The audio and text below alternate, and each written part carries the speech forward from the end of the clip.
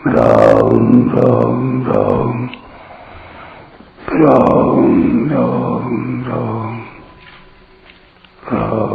राम राम नारायण नारायण। संबंध कर्मयोग का वर्णन करके अब 13वें श्लोक में भगवान पुनः सांख्य योग का विस्तार पूर्वक वर्णन करते हैं। सर्वकर्माणि मनसा सम्यस्यास्ते सुखां वशे नवद्वारे पुरे देहि नैव कुर्वन् न कारयन्। जिसकी इंद्रियां वश में हैं, ऐसा देहधारी पुरुष 9 द्वारों वाले शरीर रूपी पुर में संपूर्ण कर्मों का विवेक पूर्वक मन से त्याग करके निस्संदेह न करता हुआ और न करवाता हुआ सुख पूर्वक अपने स्वरूप में स्थित रहता है। व्याख्या। वशी देही। इंद्रियां, मन, बुद्धि आदि में ममता आसक्ति होने से ही ये मनुष्य पर अपना अधिकार जमाते हैं। ममता आसक्ति न रहने पर ये स्वतः अपने वश में रहते हैं। सांख्य योगी की इंद्रियां, मन, बुद्धि आदि में ममता आसक्ति न रहने से ये सर्वथा उसके वश में रहते हैं, इसलिए यहाँ उसे वशी कहा गया है। जब तक किसी भी मनुष्य का प्रकृति के कार्य, शरीर, इंद्रियों आदि के साथ किंचन मात्र भी कोई प्रयोजन रहता है, तब तक वह प्रकृति के अवश अर्थात वशीभूत रहता है। कार्यते ह्यवशः कर्म सर्वः प्रकृतिजैर गुणैः। प्रकृति सदैव क्रियाशील रहती है, अतः प्रकृति से संबंध बना रहने के कारण मनुष्य कर्म रहित हो ही नहीं सकता। परंतु प्रकृति के कार्य स्थूल, सूक्ष्म और कारण तीनों शरीरों से ममता आसक्ति पूर्वक कोई संबंध न होने से सांख्य योगी उनकी क्रियाओं का कर्ता नहीं बनता। यद्यपि सांख्य योगी का शरीर के साथ किंचन मात्र भी संबंध नहीं होता, तथापि लोगों की दृष्टि में वह शरीरधारी ही दिखता है, इसलिए उसे देही कहा गया है। नवद्वारे पुरे। शब्द आदि विषयों का सेवन करने के लिए 2 कान, 2 नेत्र, 2 नासिका छिद्र तथा 1 मुख, ये 7 द्वार शरीर के ऊपरी भाग में हैं, और मल मूत्र का त्याग करने के लिए गुदा और उपस्थ, ये 2 द्वार शरीर के निचले भाग में हैं। इन 9 द्वारों वाले शरीर को पुर अर्थात नगर कहने का तात्पर्य यह है कि जैसे नगर और उसमें रहने वाला मनुष्य दोनों अलग अलग होते हैं, ऐसे ही यह शरीर और इसमें रहने का भाव रखने वाला जीवात्मा दोनों अलग अलग हैं। जैसे नगर में रहने वाला मनुष्य नगर में होने वाली क्रियाओं को अपनी क्रियाएं नहीं मानता, ऐसे ही सांख्य योगी शरीर में होने वाली क्रियाओं को अपनी क्रियाएं नहीं मानता। सर्वकर्माणि मनसा संन्यस्य। इसी अध्याय के 8वें 9वें श्लोकों में शरीर, इंद्रियां, मन, बुद्धि और प्राणों के द्वारा होने वाली जिन 13 क्रियाओं का वर्णन हुआ है, उन सब क्रियाओं का बोधक यहाँ सर्वकर्माणि पद है। यहाँ मनसा संन्यस्य पदों का अभिप्राय है विवेक पूर्वक मन से त्याग करना। यदि इन पदों का अर्थ केवल मन से त्याग करना माना जाए तो दोष आता है, क्योंकि मन से त्याग करना भी मन की एक क्रिया है, और गीता मन से होने वाली क्रिया को कर्म मानती है। शरीर वांग मनोभीर्यत कर्म प्रारभते नरः। शरीर से होने वाली क्रियाओं के कर्तापन का मन से त्याग करने पर भी मन की त्याग रूप क्रिया का कर्तापन तो रह ही गया। अतः मनसा संन्यस्य पदों का तात्पर्य है विवेक पूर्वक मन से क्रियाओं के कर्तापन का त्याग करना, अर्थात कर्तापन से माने हुए संबंध का त्याग करना। जहाँ से कर्तापन का संबंध माना है, वहीं से उस संबंध का त्याग करना है।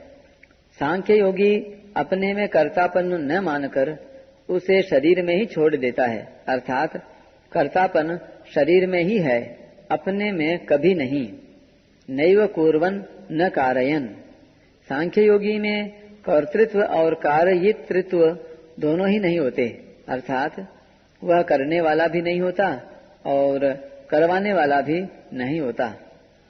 शरीर, इंद्रियां, मन, बुद्धि आदि से किंचन मात्र भी अहंता ममता का संबंध न होने के कारण सांख्य योगी उनके द्वारा होने वाली क्रियाओं का कर्ता अपने को कैसे मान सकता है, अर्थात कभी नहीं मान सकता। इसी अध्याय के 8वें श्लोक में भी नैव किंचित करोमि पदों से यही बात कही गई है। 13वें अध्याय के 31वें श्लोक में भी भगवान ने शरीरस्थोपि कौन्तेय न करोति पदों से कहा है कि शरीर में रहते हुए ही यह अविनाशी आत्मा कुछ नहीं करता। यहाँ शंका होती है कि जीवात्मा स्वयं कोई कर्म नहीं करता, किंतु वह प्रेरक बनकर कर्म तो करवा सकता है।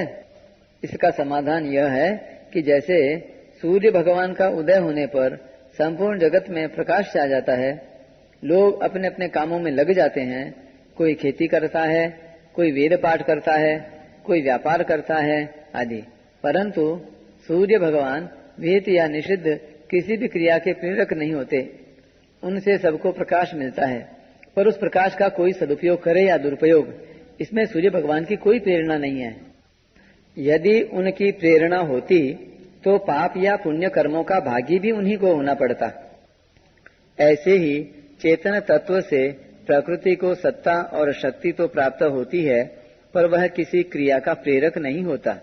यही बात भगवान ने यहाँ न कार्यन पदों से कही है। आस्ते सुखम। मनुष्य मात्र की स्वरूप में स्वाभाविक स्थिति है, परंतु वे अपनी स्थिति शरीर, इंद्रियां, मन, बुद्धि, प्राण आदि में मान लेते हैं, जिससे उन्हें इस स्वाभाविक स्थिति का अनुभव नहीं होता। परंतु सांख्य योगी को निरंतर स्वरूप में अपनी स्वाभाविक स्थिति का अनुभव होता रहता है। स्वरूप सदा सर्वदा सुख स्वरूप है। वह सुख अखंड एक रस और परिच्छिन्नता से रहित है। एक वस्तु की दूसरी वस्तु में जैसी स्थिति होती है, स्वरूप में वैसी स्थिति नहीं होती, कारण कि स्वरूप ज्यों का त्यों विद्यमान रहता है। उस स्वरूप में मनुष्य की स्थिति स्वतः स्वाभाविक है, अतः उसमें स्थित होने में कोई श्रम उद्योग नहीं है। स्वरूप को पहचानने पर एक स्वरूप ही स्वरूप रह जाता है। पहचान मात्र को समझाने के लिए ही यहाँ आस्ते पद का प्रयोग हुआ है। इसे ही 14वें अध्याय के 24वें श्लोक में स्वस्थः पद से कहा गया है। यहाँ आस्ते क्रिया जिस तत्व की सत्ता को प्रकट कर रही है, वह सब आधारों का आधार है। समस्त उत्पन्न तत्व उस अनुत्पन्न तत्व के आश्रित हैं। उस सर्वाधिष्ठान रूप तत्व को किसी आधार की आवश्यकता ही क्या है। उस स्वतः सिद्ध तत्व में स्वाभाविक स्थिति को ही यहाँ आस्ते पद से कहा गया है। इसे ही आगे 20वें श्लोक में ब्रह्मविद ब्रह्मणि स्थितः पदों से कहा गया है। परिशिष्ट भाव। नैव कुर्वन् न कारयन्। तत्व प्राप्ति में करने का भाव ही बाधक है। करने के भाव से ही कर्तृत्व आता है और कर्तृत्व से व्यक्तित्व आता है। क्रिया प्रकृति में है, स्वरूप में स्वतः अक्रियता है। अतः करने से प्रकृति के साथ संबंध जुड़ता है और कुछ नहीं करने से स्वरूप में स्वतः स्थिति होती है। मेरे को कुछ नहीं करना है, यह भाव भी करने के ही अंतर्गत है। अतः करने से भी मतलब नहीं होना चाहिए और न करने से भी मतलब नहीं होना चाहिए। नैव तस्य कृतेनार्थो न कृतेनेह कश्चन। स्वरूप करने और न करने दोनों से रहित अर्थात निरपेक्ष तत्व है। वशी गुणों के संग से ही जीव अवश अर्थात पराधीन होता है। ज्ञान योग से अवश्यता मिट जाती है और जीव वशी अर्थात स्वाधीन निरपेक्ष जीवन हो जाता है।